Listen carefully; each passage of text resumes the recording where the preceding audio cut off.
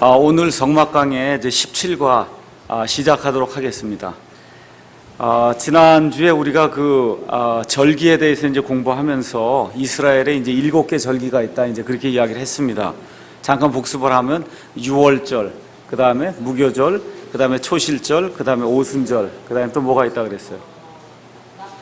나팔절, 그 다음에 속죄일, 그 다음에 맨 마지막에 이제 장막절이 있고, 그 다음에 절기라고 이야기하지는 않지만 사실은 하나님의 명절이라고 할 수 있는 게 안식일이 있습니다. 그래서 7개 절기라고 이야기하고, 특별히 안식일까지 더해서 8가지 명절이 있다, 이렇게 이제 생각하시면 되겠고요. 지난주에 우리가 6월절에 대해서 잠깐 이제 이야기를 나누다가 시간이 돼서 이제 마쳤습니다. 이 7가지 절기가 이스라엘과 교회를 통해서 하나님께서 이루시고자 하는 그런 일들을 이렇게 순서를 가지고 질서정연하게 보여주고 있다, 이제 그렇게 말씀을 드렸습니다. 그래서 6월절, 그 다음에 무교절, 그 다음에 초실절, 그 다음에 오순절까지는 예수님의 초림 사건하고 상관이 있다, 그렇게 이제 말씀을 드렸고, 그 다음에 이제 얼마 동안 이제 교회 기간이 끝난 다음에 그 다음에 하나님께서 다시 이스라엘과 상관하시는 그와 같은 때가 이르게 되거든요. 그래서 그 기간에 나팔절, 그 다음에 속죄일 아니면 속죄절, 그 다음에 마지막으로 장막절이라고 하는 그러한 하나님의 명절이 이스라엘을 통해서 이루어진다고 하는 그런 이야기를 이제 저희가 드렸고, 그 다음에 이와 같은 일들을 우리가 하나하나 성경을 통해서 예수 그리스도를 통해서 이와 같은 일들이 어떻게 이루어졌는가를 이제 살펴보겠다고 이제 말씀을 드렸습니다. 그래서 첫 번째 나오는 그 명절이 6월절인데, 6월절은 패스오버다, 그렇게 돼 있어요. 패스오버, 무엇 위를 넘어간다, 그런 뜻입니다. 그래서 이 패스오버는 지난번에 말씀드렸듯이 6월절 명절 자체를 가리키기도 하고, 그 다음에 6월절에 죽임을 당하는 어린 양을 패스오버라고 해요. 그래서 6월절 어린 양을 표시할 때도 그냥 패스오버라고 이제 그렇게 영어로 표기한다 말씀을 드렸습니다. 그래서 거기 가서 보시면 성도들의 구원과 관계가 있는 것이 6월절이다. 우리 레위기 23장 우리가 계속 공부하고 있는데, 레위기 23장 4절에서 5절에 있는 말씀을 잠깐 살펴보도록 하겠습니다. 레위기 23장 4절 5절 가서 보시면, 너희가 정한 때에 거룩한 집회로 선포할 주의 명절들은 이러하니라.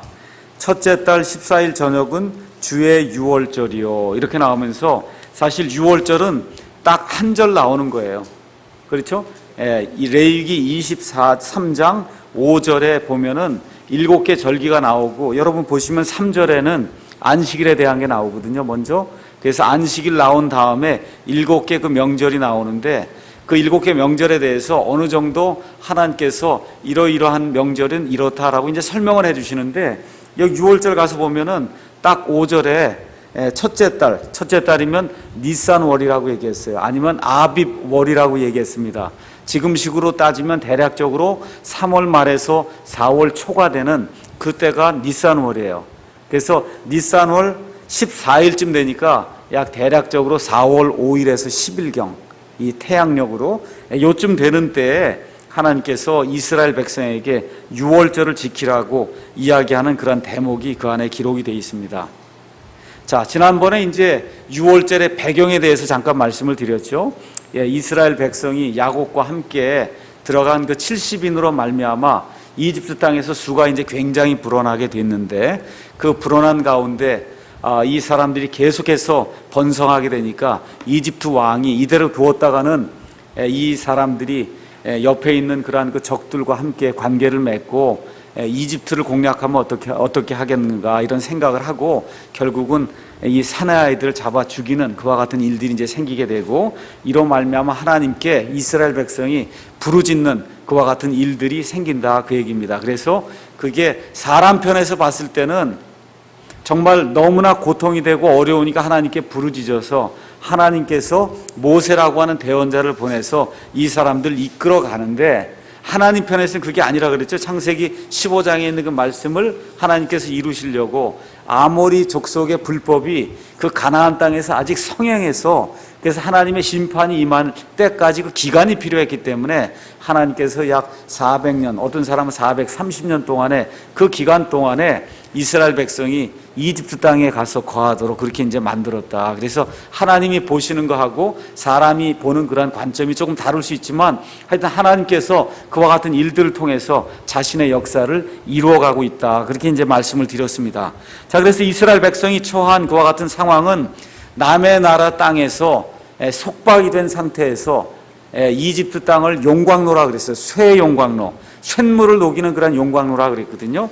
이와 같은 그러한 그 상황에 빠져서 엄청난 속박과 학대를 당하고 있는 이런 시점에서 하나님께서 모세를 보내셔서 이 사람들을 물러서 하나님의 상속 재산으로 부르시는 그와 같은 일이 이제 이 출애굽기에 기록이 되어 있습니다. 이 일을 우리가 구속이다 그렇게 얘기하는 거예요. 구원하여 대속한다 이런 뜻으로 여러분이 이해를 하시면 되겠습니다. 자, 이렇게 이스라엘 백성이 엄청난 그러한 그 고생을 당하고 있을 때에 드디어 출애굽기 12장에 가서 보시면 하나님께서 일을 하시는데 구속의 사역을 하시는데 그 구속 사역을 어떤 것을 통해서 하시냐 하면 어린 양을 통해서 하신다. 성경이 그렇게 기록이 되어 있습니다.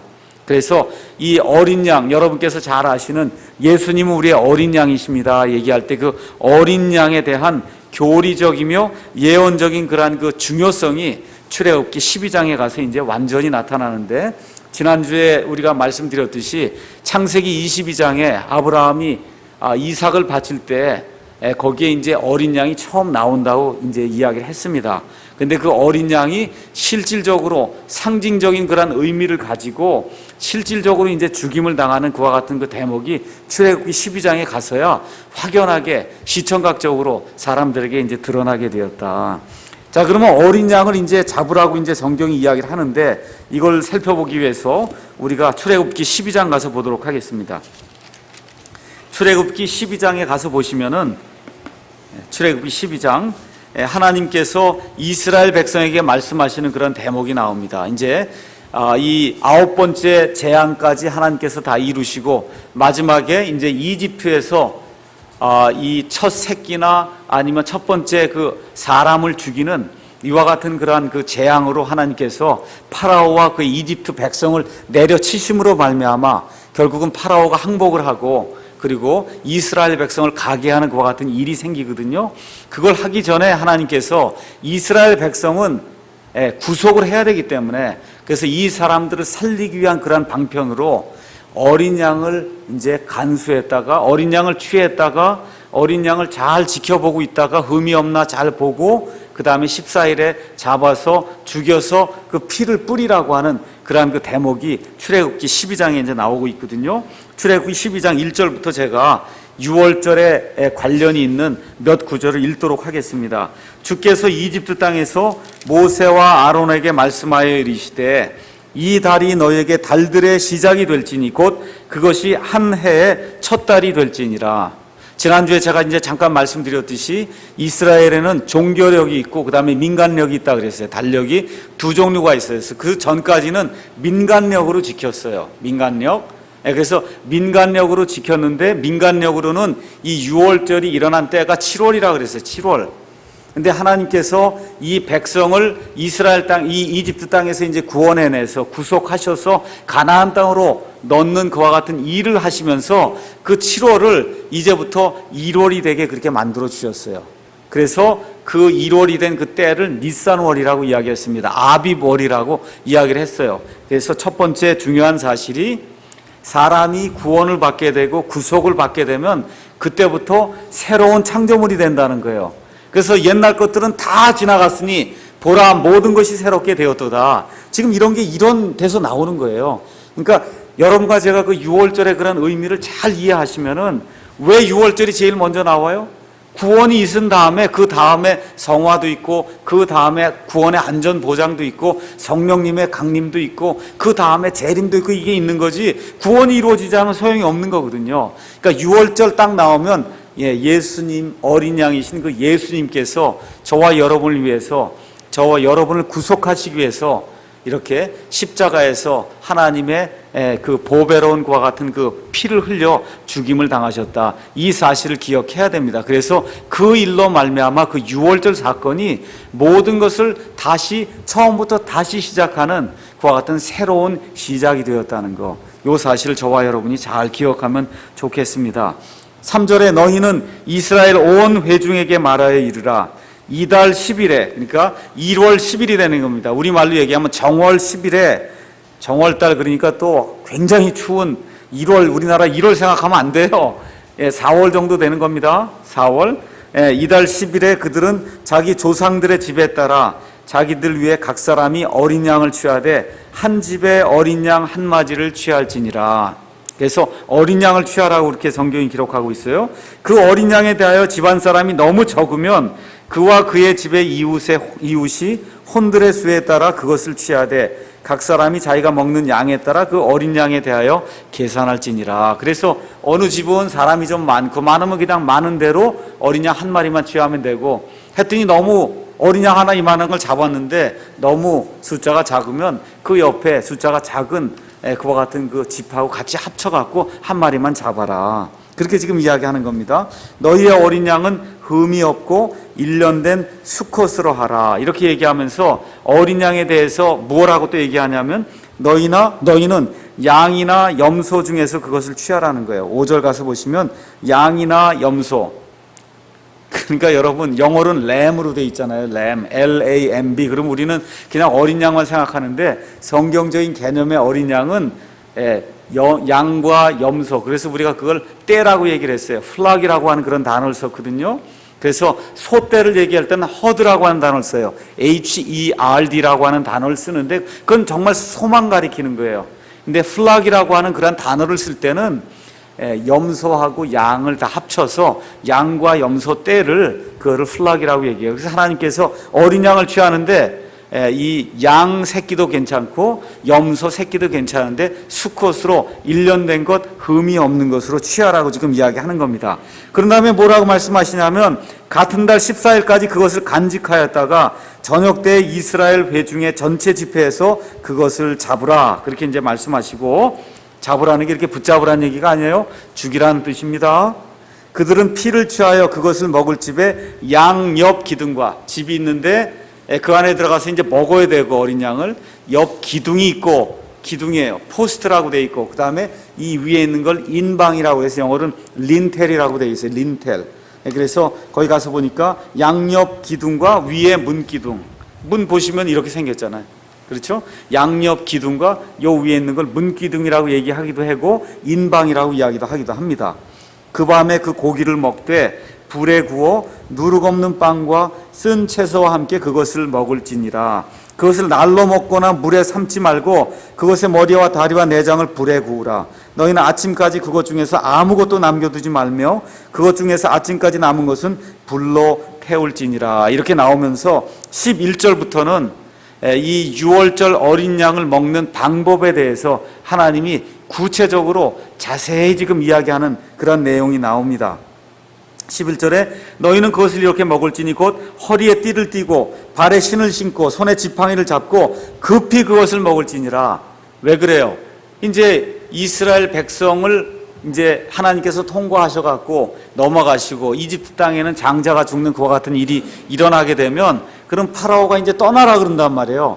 그러니까 다 완전히 떠날 준비를 하고, 그렇죠? 그래서 급히 빨리 먹고 떠나라 그러면 빨리 떠나라는 겁니다. 지금 하나님께서 말씀하시는 게, 그것은 주의 유월절이니라. 내가 이 밤에 이집트 땅을 두루 지나가며 사람이나 짐승을 막론하고 이집트 땅에 처음 난 것을 다치고 또 이집트의 모든 신에게 심판을 집행하리라. 나는 주니라. 이게 참 재밌는 거예요. 그 이집트 사람들이 섬기는 신들이 엄청나게 많았어요. 여러분께서 가서 보시면은 파리떼도 나오고 이도 나오고, 그렇죠? 개구리도 나오고 이렇게 심판이 많이 나오잖아요. 그 심판이 뭘 얘기하는 거냐 하면 이집트 사람들이 섬기던 그런 신들이에요. 그 신들에게 하나님께서 심판을 내려서 이게 아무것도 아닌 가짜 신이다. 그걸 지금 이집트 사람들에게 보여주는 겁니다. 그래서 이집트에 가면 지금도 엄청나게 많은 그런 신들이 있어요. 그래서 여기 가서 보시면 하나님께서 이와 같은 그 10가지 재앙을 통해서 이집트 사람들이 섬기고 있던 그런 신들이 가짜라고 하는 것을 하나님이 직접 시청과 교육을 통해서 보여주시는 겁니다. 근데 9가지 그렇게 보여줘도 이집트 사람들이 회개하지 않으니까 맨 마지막에 장자의 심판을 통해서, 근데 이제 장자의 심판이 오게 된 것도 이유가 있죠.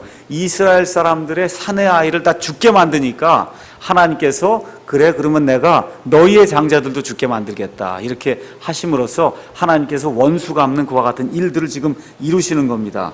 나는 주니라 이렇게 이제 말씀하시고 13절에 그 피가 너희가 거하는 집 위에 있어, 위니까 오버란 말이에요. 오버 위에 있어 너희를 위해 표가 되게 할지니라. 내가 그 피를 볼 때 너희를 넘어가리니, 패스한다 그 얘기예요. 피가 저 위에 오버하게 있을 때 내가 패스해서 넘어간다. 그래서 6월절에, 이게 6월에 지키는 절기가 아닙니다. 6월절이 6월 한다는 게 넘어갈 월자예요. 그러니까 그렇게 이해를 하셔야 됩니다. 내가 그 피를 볼 때 너희를 넘어가리니 내가 이집트 땅을 칠 때 그 재앙이 너희 위에 임하여 너희를 멸하지 아니하리라. 이 날은 너희에게 기념일이 될지니 너희가 이 날을 너희 대대로 주를 위한 명절로 지키고 규례에 따라 그것을 영원토록 명절로 지킬지니라 해서 지금도 이스라엘 사람들이 지금도 지키고 있는 거예요. 6월절을 지금 이 시간까지도 유대 땅에 살든지 폴란드 땅에 살든지 미국 땅에 살든지 유대인이면 다 지금 정월 14일 날, 니산월 14일 날 이 6월절을 지금도 지키고 있고 앞으로도 지킬 것이고 언제까지요? 영원토록. 여기 영원토록이라 그랬잖아요. 영원토록 6월절을 지킨다고 하나님께서 이제 말씀해 주십니다. 자, 그러면 이 구절을 통해서 어린 양에 대해서 우리가 좀 구체적으로 살펴보는 그런 시간을 갖도록 하겠습니다. 첫 번째는 어린 양을 선택해야 된다는 거예요. 다른 걸로는 안 돼요. 하나님이 다른 건 안 된다 그러잖아요. 소 잡으라는 얘기 없고 양도 큰 양이나 아니면 무슨 큰 염소를 잡으라 하나님이 말씀하지 않거든요. 하나님께서 우리에게 생명을 주시고 하나님께서 우리의 죄 문제를 유일하게 해결하실 수 있기 때문에 하나님이 사람 앞에 나가려고 하면은 사람이 하나님 앞에 나가려고 하면 하나님이 원하시는 그와 같은 방법대로 나아가야 된다는 거예요. 그러니까 다른 거 그날 잡아갖고 피를 뿌리면 안 됩니다. 오직 뭐만 선택해야 돼요? 어린 양만 선택해야 돼요. 어린 양의 피 외에는 하나님이 받을 수 없다는 겁니다. 그래서 출애굽기 12장 3절에 너희는 이스라엘 온 회중에게 말하여 이르라. 이달 10일에 그들은 자기 조상들의 집에 따라 자기들 위해 어린 양 한 마리를 취할지니라. 지금 그렇게 이야기하는 거예요. 그래서 하나님이 원하시는 방법대로 우리가 하나님의 그 은혜에 참여를 해야지 우리 사람의 방법 같은 피가 아니겠냐 이렇게 생각하고 다른 방식으로 짐승을 잡아 죽이거나 다른 하나님이 원치 않는 그런 희생물을 드리게 되면 그러면 하나님이 받지 않는다는 겁니다. 그게 어디서부터 나타나요? 에덴 동산에서 가인과 아벨의 그 희생 예물 드린 그 사건을 통해서부터 하나님이 아주 구체적으로 말씀하시는 거예요. 내게 나오려면 내가 원하는 방식대로 나와라. 내가 너희를 창조했고 그 다음에 너희가 나를 대적해서 반역을 해서 죄가 들어왔기 때문에 이걸 해결할 수 있는 사람은, 해결할 수 있는 존재는 이 온 우주 공간에 나뿐이 없다는 거예요. 그래서 너희가 나를 신뢰하게 되면 그러면 내가 원하는 방법대로 희생물을 택해서 내가 원하는 방법대로 내게 나와라. 하나님이 그렇게 이제 이야기를 하시는 겁니다. 여러분 잘 아시다시피 어린 양은 지난번에 말씀드렸듯이 창세기 22장 8절에 아브라함이 이삭을 잡아 죽이려고 할 때 이삭이 묻지요. 번제 헌물을 쓰는 어린 양은 어디에 있습니까? 그랬더니 하나님이 자기를 위해서 준비하실 것이다 그랬단 말이에요. 그게 어디라 그랬어요? 그 산이? 모리아 산이에요. 그 모리아 산에서 이 나중에 솔로몬이 거기다가 성전을 짓게 되고 그 모리아 산은 실질적으로 어떤 산이라기보다는 산지라고 얘기했거든요. 그 모리아 산지에 갈보리에서 우리 예수님께서 최종적으로 그 어린 양으로 죽으심으로 말미암아 창세기 22장 8절에 하나님께서 자신을 위하여 어린 양을 준비한다 그랬어요. 번제 헌물로 쓴 어린 양을 준비하신다 그랬어요. 그래서 아브라함과 이삭의 사건을 통해서 하나님께서 예표로 보여주시고 그 다음에 아브라함이 죽은 이후에 이스라엘 백성이 이집트 땅에 들어가서 이렇게 고난을 당하다가 유월절 사건을 통해서 지금 나오게 되거든요. 이때도 뭘 죽여요? 어린 양을 죽였는데, 이 모든 것이 아브라함이 이야기했던 그 어린 양이나, 이 지금 여기서 출애굽 사건을 통해서 많은 사람들이 죽였던 그 어린 양이나, 그 이후에 모세의 사건이 예수님 오시기 1500년경에 기록이 된 거군요. 그래서 모세로부터 예수님까지 약 1500년 동안 계속해서 매해 1월 14일이 되면 사람들이 이 양들을 잡아서 죽였단 말이에요. 그 모든 것이 포커스가 쭉 돼서 초점이 쭉 모아져 갖고 갈보리 십자가에서 죽임을 당하는 우리의 어린 양 예수 그리스도께로 이렇게 초점이 모여진다. 그래서 그걸 우리가 놓치면 안 된다. 그렇게 이제 말씀을 드렸습니다. 그래서 이 어린 양은 사실 하나님께서 지금부터 약 3,500년 전에 이집트 땅에서 이스라엘 국가를 이제 불러내셔서 이스라엘이라고 하는 나라를 만들 때 하나님이 처음 어린 양을 지정하신 것이 아니고, 우리가 계시록 13장 8절에 가서 보시면 이 어린 양은 창세로부터 죽임을 당했다 그랬어요. 하나님께서 세상을 창조하실 때, 세상의 기초를 놓으실 그때부터 이미 하나님 편에서 봤을 때는 이미 죽임을 당한 그런 어린 양이다. 그러니까 하나님이 아무 계획도 없이 갑자기 사람이 죄를 지으니까, 아니면 이스라엘 백성을 구속하려고 하나님이 그때마다 이런 일들을 행하는 것이 아니고, 하나님께서 창세 전부터, 또 베드로전서 1장 19절 20절 가서 보시면 이 예수님을 가리켜서 창세전에 예정된 하나님의 어린 양이다. 성경이 이제 그렇게 이야기를 합니다.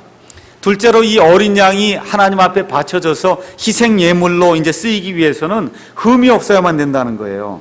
흠이 없어야 된다. 5절 가서 보면 너희의 어린 양은 흠이 없어야 된다. 그래서 여러분 구약 성경에 가서 보시면은 하나님 앞에 드릴 수 있는 그런 그 예물들에 대한 그 자세한 묘사가 나와 있습니다. 자세한 묘사. 근데 그 묘사를 하면서 뭐라고 얘기해요? 흠이 있는 거는 너희가 먹을 수는 있지만 내 앞에 허물론 드리지 말라는 거예요. 그렇죠? 왜 그래요? 그 모든 게 뭐를 지금 나타내는 거예요? 예수 그리스도의 그 십자가 희생물, 그걸 지금 나타내기 때문에 그 안에 흠이 있으면 안 된다는 겁니다.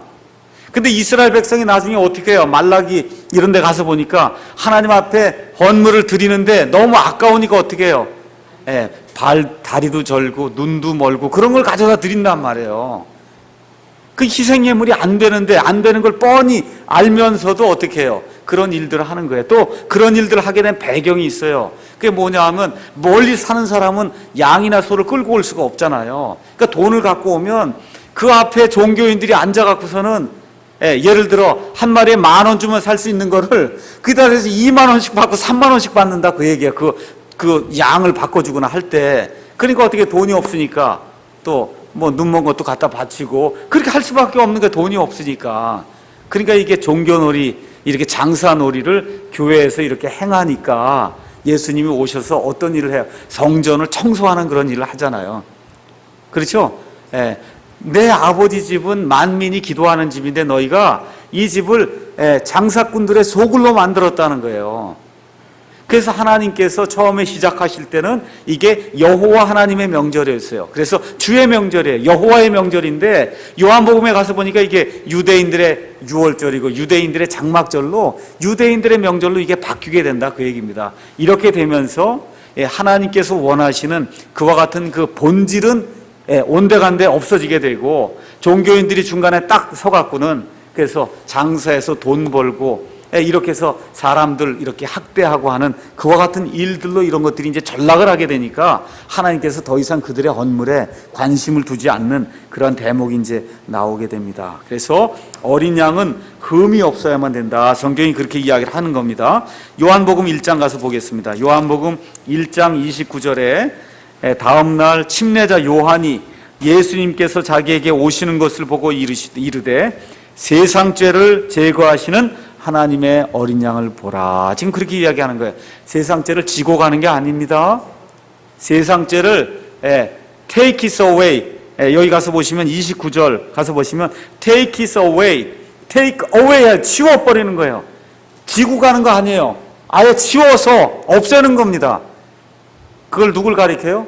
예수님, 하나님의 어린 양을 보라 했는데 그 어린 양이 누구예요? 예수님이다 그 얘기예요. 그러니까 예수님이 흠이 없어야 되기 때문에 이미 하나님께서 구약 성경을 통해서 어린 양에 대해서 이야기하면서 흠이 있으면 안 된다. 모든 헌물을 나한테 바칠 때는 흠이 있으면 안 된다. 하나님이 이제 그렇게 이야기하는 겁니다. 그래서 고린도후서 5장 21절 가서 보시면은 5장 21절에 5장 1절이 아니고 5장 21절 하나님께서 죄를 알지 못한 그분을 우리를 위하여 죄가 되게 하신 것은 우리가 그분 안에서 하나님의 의가 되게 하려 하십니다. 죄와 의가 여기 대조가 돼서 나오죠. 우리는 이해할 수가 없어요. 참 생각해 보세요. 예수님이 하나님인 거 사실이죠. 근데 하나님이 십자가에 달린 그 순간에 죄가 됐다는 거예요. 왜 그래요? 그걸 통해서 죄값을 지불하심으로 말미암아 저와 여러분이 하나님의 의가 되도록 그렇게 하시기 위해서 이와 같은 우리는 생각해 볼 수 없는 그와 같은 엄청난 일들을 하나님이 이루었다 그 얘기입니다. 베드로전서 2장 22절에 가서 보니까 예수님이 죄를 짓지 않았다고 이제 이야기하고 있고 요한일서 3장 5절에는 예수님에게 죄가 없었다고 성경이 이제 그렇게 이야기를 합니다. 자, 그래서 이스라엘 백성은 며칠 날 어린 양을 취합니까? 1월 10일 날 취합니다. 1월 10일 날 취한 다음에 언제 어린 양을 잡냐면 1월 14일 날 잡는 거예요. 그래서 1월 10일부터 1월 14일까지는 그 양에게 흠이 있는지 없는지를 살펴봐야 되는 거예요. 흠이 있으면 바꿔야 돼요. 흠이 없는 것으로. 그래서 이와 같은 일들이 출애굽기 12장 3절 6절에 이제 기록이 되어 있거든요. 그래서 우리 예수님도 이 땅에 사시는 동안에 예수님 자신도 그러면 여러분 양을 택해서 14일까지 지켜보는 게 뭐야? 지금 시험하는 기간이에요. 시험하는 기간. 우리 예수님도 이와 같은 일들을 당하셨다는 겁니다. 그래서 히브리서 기자가 이야기했듯이 모든 시험을 다 받았다는 거예요. 사람이기 때문에. 근데 죄는 없으셨다. 그래서 저와 여러분이 당하는 그 어려움과 저와 여러분이 빠져있는 그런 고민을 예수님도 인간이셨기 때문에 그래서 우리의 연약함의 감정을 깨닫지 못하고 체험하지 못한 분이 아니라는 겁니다. 다만 죄는 없으셨다. 성경이 그렇게 이야기를 합니다. 자, 그래서 이 양을 지켜보면서 흠이 있는지 없는지를 이스라엘 백성이 살펴본 것처럼 우리 예수 그리스도의 생애 그 자체도 시험의 기간을 포함하고 있어요. 특별히 그 시험 중에서 어떤 시험이 있었어요? 마귀가 이제 예수님의 공생애가 시작이 될 때 마귀가 나타나서 직접 예수님과 대면해서 예수님을 시험하는 그와 같은 대목이 마태복음 4장과 그 다음에 누가복음 4장에 기록이 되어 있습니다. 그래서 마귀가 첫사람 아담을 유혹할 때 어떻게 유혹을 했어요? 뭘 가지고 유혹했어요? 열매를 가지고. 근데 열매가 참 보기에도 좋고 그렇죠? 참 탐스럽고 참 사람을 지혜롭게 할 만하다 그렇게 이야기했거든요. 그래서 그와 같은 방식으로 지금 두 번째 아담, 마지막 아담이신 예수님에게 나타나서 똑같이 유혹하는 거예요. 그래서 첫 번째 뭘 얘기합니까? 먹기에 좋은 걸 갖고 유혹하는 거예요. 배가 고프니까 예수님께서 배가 고플 때 이 돌들을 가지고 빵이 되게 하라는 겁니다. 그렇죠? 그렇게 지금 시험을 하고 또 어떤 일로 시험해요? 또 성전 꼭대기에서 뛰어내리면 그러면 사람들이 얼마나 너에게 칭찬을 보내겠느냐. 이와 같은 일들로 칭찬을 하고 맨 마지막에 모든 영광을 내게 주겠다. 내게 경배하면 이와 같은 일들로 예수님을 시험하는 그와 같은 이런 대목들이 나옵니다. 예수님이 넘어가지 않죠. 그래서 마귀가 이제 시험에서 스스로 이제 패배를 하고 그리고 물러가는 그런 대목이 마태복음 4장, 누가복음 4장에 기록이 되어 있어요. 우리 예수님에게 죄가 없다고 한 사실은 마귀들이 더 잘합니다. 한번 가서 읽어보겠습니다. 마가복음 1장 24절. 마가복음 1장 24절에 가서 보시면은 여기 가버나움에서 예수님께서 부정한 영이 들린 사람에 가서 그 영을 내쫓는 그와 같은 그 대목이 나오는데 24절에 그 부정한 영이 들린 사람이 있었는데 그가 소리를 지르며 이르되 나사렛 예수님이여 우리를 홀로 두소서. 우리가 당신과 무슨 상관이 있나이까? 우리를 멸하러 오셨나이까? 나는 당신이 누구신 줄 아노니 하나님의 거룩하신 이신이다. 지금 그렇게 이야기한단 말이에요. 여기 가서 보시면 홀리완이라고 기록이 되어 있거든요. 이 홀리완은 여러분이 이사야서에 가서 보시면 여호와 하나님의 호칭입니다. 여호와 하나님의 호칭. 홀리라고 하는 건 죄가 없다 그 얘기예요. 근데 여러분 이런 것들 보면서 잘 기억해야 됩니다. 뭐냐면 마귀와 그의 쫄개들인 마귀들이 저와 여러분보다 예수님과 하나님에 대해서 더 잘 알아요. 너무 잘 알아요. 근데 믿어요, 안 믿어요? 안 믿습니다. 그러니까 안다는 거하고 믿는다는 거는 완전히 다른 거예요. 마귀가 알잖아요. 당신은 하나님의 거룩하신 분입니다. 지금 이야기를 하는데 근데 나는 믿지는 않습니다. 세상에 많은 사람들이 예수님을 뭐 4대 성인 중에 하나라고 그러고 뭐 2000년 전에 오신 훌륭한 분이라고 그렇게 다 알거든요. 근데 아는데 믿지는 않습니다. 지금 마귀들도 마찬가지예요. 이런 걸 야고보서 2장에서는 마귀들의 믿음이다 그렇게 이야기하는 거예요. 마귀도 믿음이 있어요. 하나님이 이런 분이다, 예수님이 이런 분이다 다 아는데도 불구하고 따라가지 않거든요. 근데 지금 예수님에 대해서 마귀들이 뭐라고 증언합니까? 하나님의 거룩하시니 죄가 없으시니다. 마지막으로 하나만 더 보겠습니다. 마태복음 그 옆에 마태복음 27장 가서 보시면은 27장 4절에 이 가룟 유다가 3년에서 3년 반 동안 예수님을 쫓아다니다가 결국은 예수님을 이제 배반하여 넘겨주게 되고 그러고 난 다음에 후회하죠. 그러고선 다 그 돈들 갖다 버리고 그리고서는 나중에 이제 자살해서 죽는 그런 그 대목이 나오는데 27장 4절에 가서 보면 이 유다가 수제사장들과 장로들에게 돈을 도로 가져다 주며 말하는데 뭐라 그래요? 내가 무죄한 피를 배반하여 넘기고 죄를 지었노라. 자기가 3년 반 동안 정말 이렇게 살펴보는 그런 눈을 가지고 예수님을 살펴봤는데 죄가 없다는 거예요. 죄가 없어요. 그 무지한 피를 내가 팔아 넘기고 내가 죄를 지었다. 지금 예수님을 옹호하는 사람이 얘기하는 게 아니라 예수님을 대적해서 예수님을 잡아 죽이려고 했던 사람이 죽기 전에 이와 같은 그 간증을 하는 거거든요. 그래서 이 둘째로 이 예수님 어린 양은 흠이 없어야만 된다는 그와 같은 사실을 성경을 통해서도 알 수 있고 그 다음에 이제 빌라도의 증언을 통해서도 알 수 있습니다. 빌라도가 아무리 노력을 해도 예수님에게서 죄를 찾지 못하겠다 그랬어요. 또 빌라도의 그 아내가 꿈을 꿨죠. 그렇죠?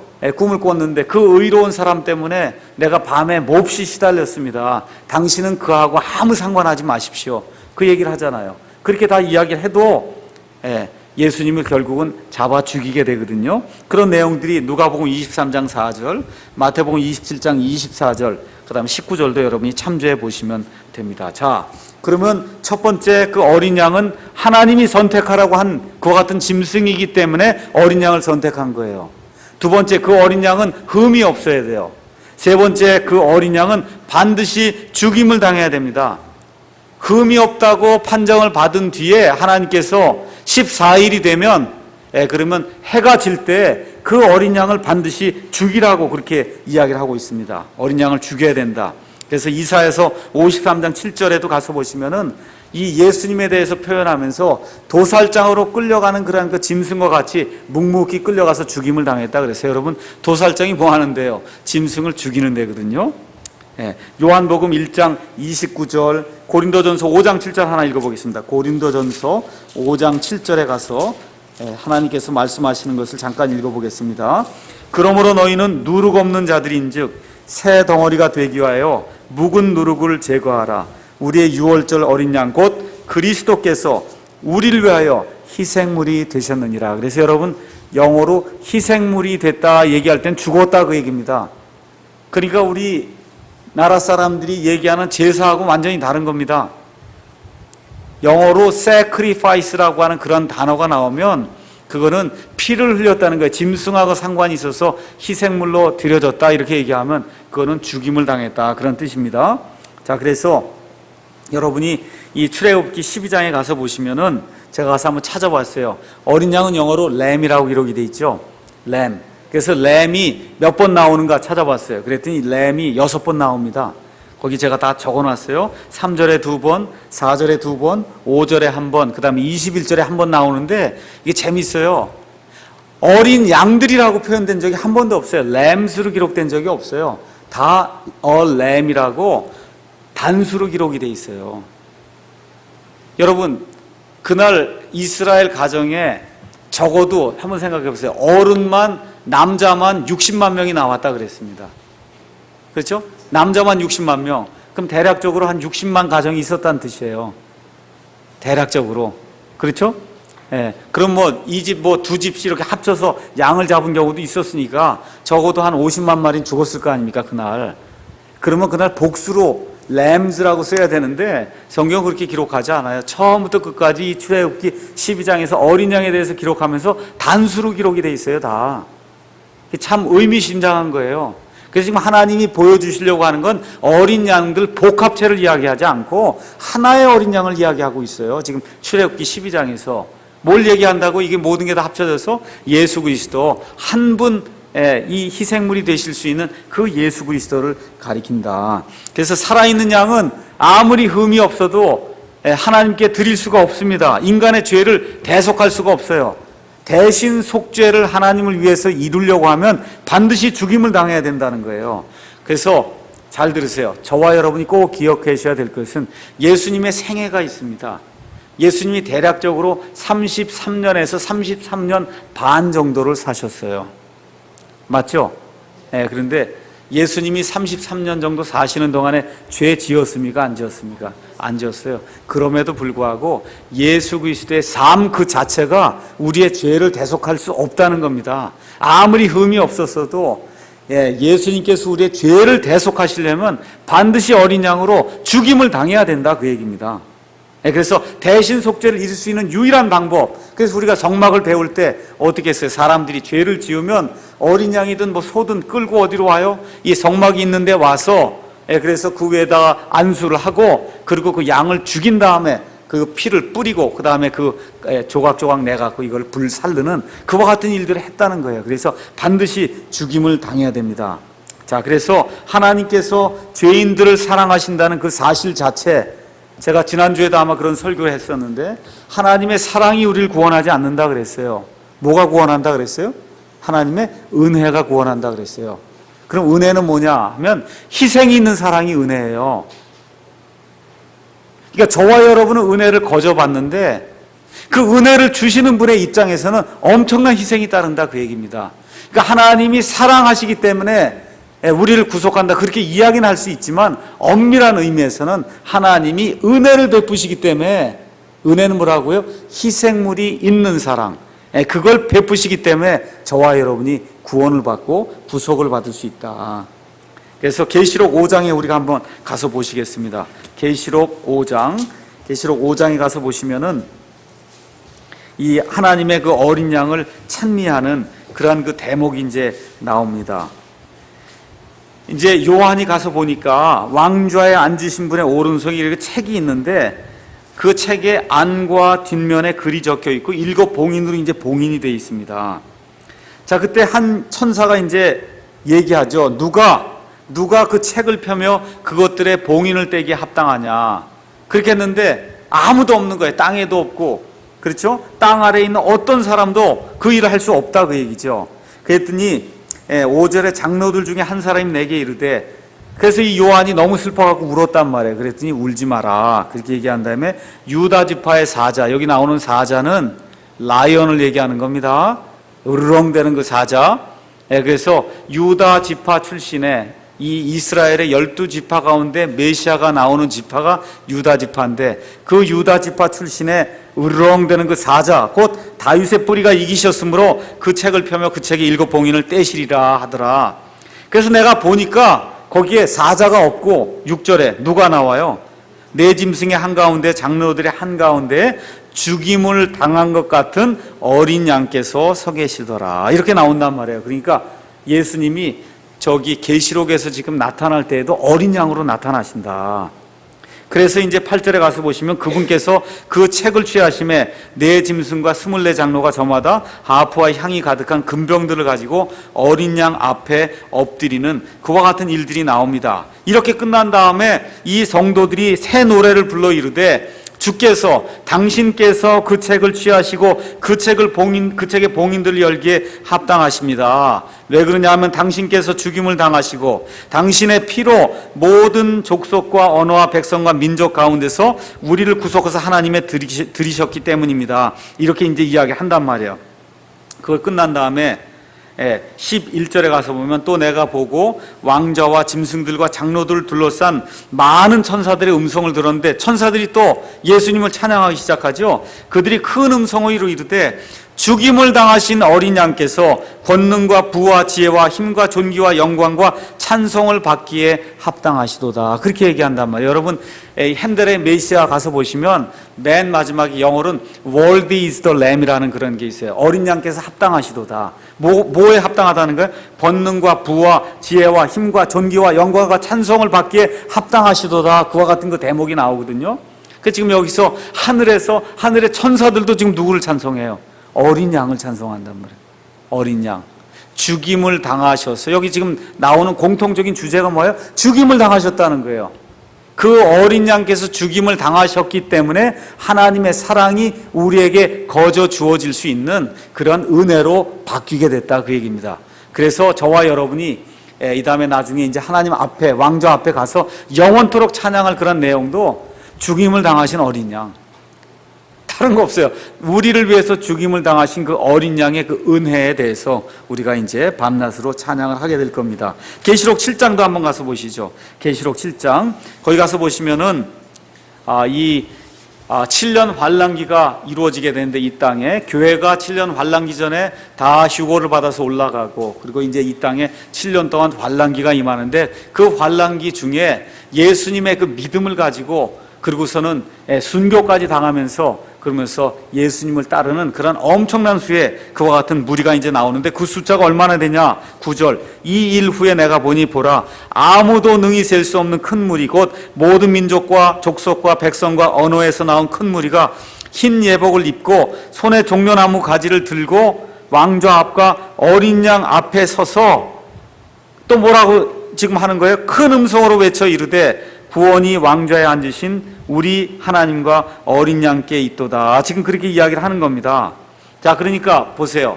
구원받은 이 성도들도 지금 24장로가 구원받은 그 성도들 대표하는데, 그 성도들도 죽임당하신 어린 양을 찬양하고, 천사들도 죽임을 당하신 어린 양을 찬양하고, 나중에 이 7년 환란기 속에서 구원받은 그 환란 성도들도 죽임당하신 어린 양을 찬양하는 그와 같은 일들이 나오거든요. 그러니까 이 어린 양이 대주제가 되고 찬양의 대주제가 되고, 특별히 그 어린 양이 저와 여러분을 위해서 희생 예물이 돼서 죽임을 당하셨다는 그 사실이 영원토록 찬송의 그런 이 주제가 된다고 하는 것을 우리가 알 수가 있습니다. 그래서 이 사람들도 어떻게 하느냐 하면 14절 가서 보여요. 내가 그에게 이르되 장로여 당신이 아시나이다. 그러니까 이 장로들 중에 이 많은 사람들이 도대체 어디서 오십니까? 어디서 옵니까? 하고 이제 이 장로가 묻는단 말이에요. 그랬더니 이 요한이 14절에서 나는 모릅니다, 그렇게 이야기를 하니까 이 장로가 요한에게 이르되 이들은 큰 환란에서 나와 자기 예복을 씻고 어린 양의 피로 그것을 희게 한 자들이니라. 여러분, 죽임을 당해서 이렇게 피가 흘려지게 될 때 구속이 이루어진다는 사실을 우리가 이것을 통해서 이제 알 수가 있습니다. 자, 그래서 첫 번째는 어린 양은 하나님이 반드시 선택하시는 그와 같은 희생 예물이어야 된다. 두 번째, 어린 양은 흠이 없어야 된다. 세 번째, 그 어린 양은 반드시 죽임을 당해야 된다. 네 번째, 그 어린 양은 반드시 남을 위해서 대신 죽는 대신 속죄물이 돼야 된다는 거예요. 대속물이 돼야 된다는 거예요. 자기를 위해서 죽는 게 아니에요. 그 어린 양이 뭐 잘못한 게 있어요? 아무것도 없어요. 우리 예수님도 잘못한 것이 아무것도 없는데, 저와 여러분 같은 그와 같은 죄인들을 대신 속죄하기 위해서 대신 속죄물로 죽어야 된다. 이 대신 속죄에 대한 것은 몇 차례 말씀드렸죠. 이 아담과 이브가 에덴 동산에서 쫓겨날 때부터 하나님께서 짐승의 가죽 옷을 입혀주실 때 이미 짐승을 잡아서 이들의 죄를 가려줄 수 있는 그와 같은 방도를 하나님이 마련해 주신 그 사건을 통해서 알 수 있다. 그 이후에 아벨의 죄를 또 대속한 게 어린 양이에요. 그렇죠? 그 다음에 계속해서 아브라함 사건을 통해서, 아브라함과 이삭의 사건을 통해서 또 순양이 죽임을 당하고, 드디어 이제 가서 하나님께서 이스라엘이라고 하는 구약의 그 선민을 택하실 때 행하신 일이 어린 양이 대신 죽게 해서 그 어린 양이 죽음으로 말미암아 이스라엘 백성이 죽지 않고 이집트 땅에서 나올 수 있는 그와 같은 방도를 하나님이 마련해 주셨다는 겁니다. 그래서 기독교의 핵심을 한마디로 얘기해라 그러면 대신 속죄예요. 예수님의 죽음에 대해서 얘기하라 그러면 대신 속죄의 죽음이다, 그 얘기예요. 그걸 우리가 영어로는 vicarious death라고 얘기해요. 남을 대신해서 죽는 그런 일. 다른 종교에 이런 거 없어요. 다른 종교에는 이와 같은 일들이 없습니다. 다 뭐예요? 다른 종교는 어떻게 해요? 내가 선한 일을 해서 절대자가 보기에 합당하면 그럼 구원받는다는 게 이 세상 모든 종교거든요. 그렇잖아요. 그래서 불교도나 카톨릭 교인들 가서 보세요. 엄청난 행위를 하는 거예요. 선한 행위를 하는 겁니다. 심지어 그 힌두교도들은 강에다가 자기 아이들을 갖다 바쳐요. 강 악어나 이런 게 다 신이라고 그래갖고 갖다 바칩니다.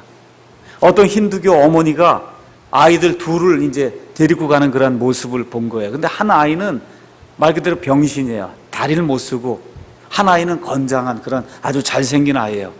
그래서 갔다가 이제 희생예물을 드리고 오는데 보니까 누굴 드렸을 것 같아요? 여러분과 저 같으면. 그렇죠? 다리저는, 그렇죠? 불구자 아이를 드렸을 거 아닙니까? 근데 또 오는데 보니까 개를 데리고 오고, 아, 잘생기고 멀쩡한 애를 거기다 갖다 바치고 오는 거야. 아니, 어떻게 이럴 수가 있습니까? 그러니까. 아, 신에게 이왕 드리는 거 좋은 걸 드려야죠. 그게 믿지 않는 사람들이 가지고 있는 그와 같은 그 구원에 대한 그러한 개념이다, 그 얘기입니다. 이걸 이해하지 못하면 그러면 저희가 밖에 나가서 전도하려고 할 때 안 됩니다. 이 사람들은 어떻게 하든지 이거 착한 일로다가 나가려고 하거든요.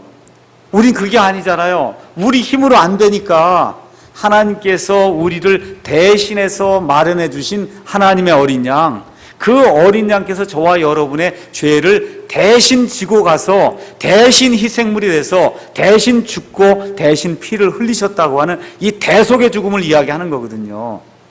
그래서 이 점을 저와 여러분이 가서 잘 설명하지 않으면, 그러니까 종교의 틀이 깨지지 않는 한 이 믿지 않는 사람들이 예수님 믿는 것도 다 착하게 사는 걸로 생각한다니까요. 교회 가서 헌금하고 목사 말 잘 듣고 교회에서 하라는 대로 이렇게 하고 그러면 구원받는 거다, 이렇게 생각하는 사람이 99%가 넘어, 이 세상에 사는 사람들은. 왜? 자기 방식으로 이해하기 때문에. 자기 방식으로 이해하기 때문에 그렇습니다. 그래서 대속이라고 하는 거는 기독교 그 신앙의 가장 중심교리입니다. 중심교리. 우리 한번 가서 읽어보겠습니다. 마태복음 20장 28절, 우리 예수님께서 직접 해주신 말씀이에요. 마태복음 20장 28절. 뭐라고 이제 예수님이 말씀하시냐 하면, 이와 같이 사람의 아들도 섬김을 받으러 오지 아니하고 도리어 섬기며 자기 생명을 많은 사람의 대속물로 주려고 왔느니라. 대속물, 여기 같은 경우 대속물은 영어로 랜섬으로 돼 있어요. 랜섬. 이 랜섬은 뭐 하는 거냐 하면은 A라고 하는 국가하고 B라는 국가가 전쟁이 나갖고 싸우다가 A 나라 사람들이 많이 포로로 잡혔어요. 여기 B 나라한테. 그럼 어떻게 돼요? A 나라 왕이 가져다가 뭔가 돈을 주고 이걸 사와야 되거든요. 그렇죠? 그런 걸 우리가 랜섬, 대속물이라고 얘기하는 거예요. 여러분과 제가 죄와 사탄에게 지금 완전히 사로잡혀 있거든요.